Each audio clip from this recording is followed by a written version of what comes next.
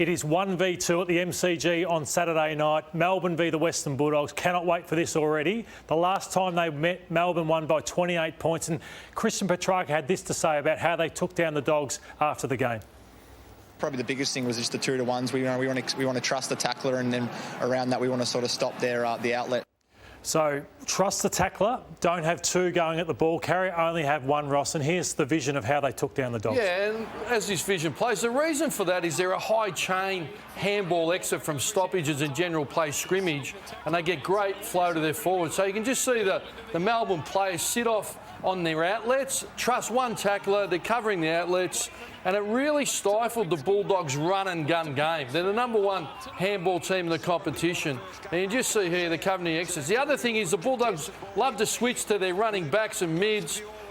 The Melbourne wingers keep their width, so Brayshaw and Langdon just cover the exits. But that was defending. But what we had a look at the Swans against the Bulldogs, who Bulldogs play a line of ball defence. They all try and force you straight down the line, and they all roll to the line. And what the Swans did, as the vision will show, is their wingers kept their width. So you can see Johannisen at the bottom of the screen. We'll have him circled. And there's Florent, and there's Johannisen supporting the stoppage. So he kept his width. So why do they do that, Ross? Why hold width? Why hold width? Yes. Because it exposes the Bulldogs collapsing over to the line of the ball. And you just see here, there's Johannisen trying to work across to the tall forwards of the Swans. There it is again. I think it's Dawson or Florent keeps the width, and you expose him trying to get across, in that case Bailey Dale. So their wingers basically kicked 4 goals and had 5 shots on goal. And here it is again, Johannisen into the stoppage, Dawson with width, and it really exposed the Bulldogs. But you've got to be good enough to have the vision and the foot skills that the Swans have to expose them. So we're finding ways that the Dogs are a powerful side, Ross, and I was concerned about their tall backs. They've held up really well. Alex Keith has been fantastic, but it's the smalls that have got a hold of them, and we want to take a look at potentially why. So you've got Bailey Dale, Crozier, Caleb Daniel, all outstanding, but you can see there, Laven last week, Sexton 3 goals 4, Ainsworth 3 goals 1, and Holman 3, and you've got some vision to show potentially how. Well, you've sort of pointed this out. If we stop this vision, but what we want to say is you've got to give something up to get something. So the Bulldogs' backs are incredibly attacking. You've got Richards, you've got Bailey Dale, you've got Juraya. So they play up in front, assertive of their forwards, but it gives you, because they want to attack. They want to sit on the outside of the scrimmage and get a handball, receive and attack you. But if it goes the other way, and they're tackling inside, a couple of broken tackles here. There's 1, there's 2, Rowell. All of a sudden, their small forwards are out the back on their own. So they rebound so well because they're aggressive and assertive.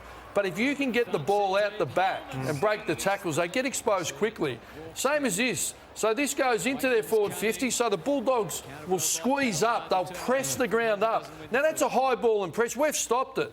That's an assertive defence. Yeah. So Bevo might say, we want to be assertive. How about you just tweak it a little bit? That's really aggressive. And this player's going to kick the goal on Crozier because they can't pressure much more than that. That's a high ball. But you can just see from here they're really scrambling to get back. And that's why those small forwards kick goals. So Bevo will say, we'll keep being assertive, we'll keep attacking.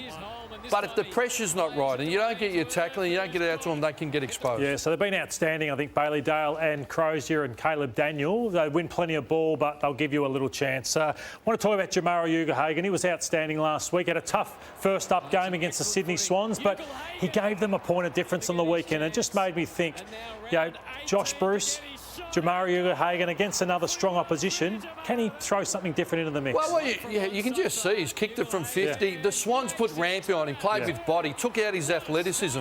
But against the Suns, if you give him time and space, he's good enough to hang you. So against Melbourne, what we know is May and Lever, they'll play off you. I think last time, I'm not sure we got vision from memory, but Lever played on little Waitman and rolled off. So this time it's going to be Ugle-Hagan. So if Lever leaves Ugle-Hagan, Ugle-Hagan's good enough to hang you. He's got the talent, the athleticism. So it's going to be a fascinating battle. Who do you like, Ross? I still like, in this game, I like Melbourne. I think they've shown that they lift the intensity. If they can do those things the Swans did, get in the corridor, use the width, they can control Liberatore inside, and they can use the ball well, and they can stop the handball chains. And Melbourne did it last time. I think they'll repeat the formula and get it done. The Western Bulldogs in a tight one for me, Ross.